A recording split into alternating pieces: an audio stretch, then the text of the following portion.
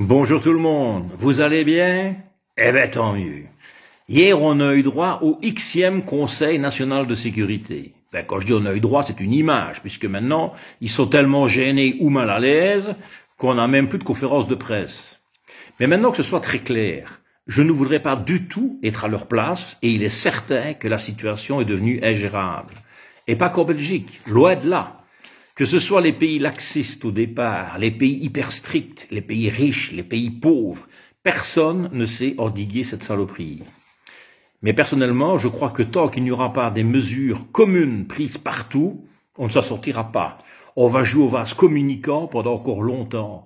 Au mois de novembre, la Belgique, on était les pestiférés de l'Europe. 2 mois plus tard, on est les stars. Bon. Voilà que la Chine et le Japon sont repartis à la hausse. L'Angleterre, qui a voulu le Brexit, ben elle va être servie, elle va être carrément mise complètement en quarantaine. Donc, on aurait tendance à croire que l'éradication semble utopique et qu'il va falloir vivre, ou plutôt survivre, avec cette saloperie. Bon, mais alors de grâce, un peu de cohérence. J'ai lu hier une phrase sur Facebook qui résume tellement bien la situation. Un kiné peut masser son coiffeur qui ne peut pas lui couper les cheveux. Va donner ça comme sujet de dissertation, on va te prendre pour un fou, hein, on va dire le prof il est dingue, hein, et je ne vois pas comment on pourrait expliquer cette phrase-là, franchement.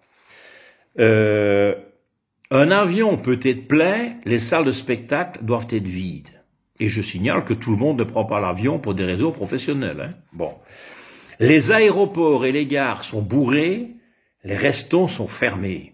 Les stades doivent être vides, les stades de foot. Pourtant, Dieu sait si je n'aime pas forcément le foot. Mais je suis désolé, 3 000, 4 000 personnes dans un stade de 50, 60 000 places, il y a moyen de mettre 10 mètres entre chaque personne. Mais on va vous rétorquer, oui, mais à l'entrée et à la sortie, il risque d'y avoir de la cohue. Ah, j'espère que personne ne croit une seule seconde que les distances de sécurité sont respectées dans les écoles. Vous ne croyez quand même pas que dans les cours de récréation, les élèves restent comme des statues sur des marques tracées au sol, que les 500, 600 élèves d'un Athénée entrent ou sortent de l'école toutes les 30 secondes, comme des skieurs au départ d'une course pour garder des distances de sécurité. Parce que s'il y en a qui devraient arriver à 6 heures du matin, il y en a d'autres qui rentreraient à 19 heures. L'an passé, à cette époque, l'Australie était ravagée par les feux de forêt. 1 an plus tard, c'est la souffrance et le désarroi des gens qui vont faire des ravages. Les gilets jaunes, les lockdown parties qui voient le jour un peu partout et qu'on ne sait plus arrêter, les manifs en Allemagne, les riquets toujours plus forts qui jouent aux cow-boys, pour des autres raisons, mais enfin je vous l'ai dit, ce sont des cow-boys. Bon. Alors, un Conseil national de sécurité, ok, mais il faudrait peut-être aussi prévoir un Conseil national de bon sens. Je suis désolé, aujourd'hui ce n'était pas comique. Dès que l'actualité me fera un peu rire, je vous en ferai part. Mais vous pouvez quand même la partager. Allez, bisous.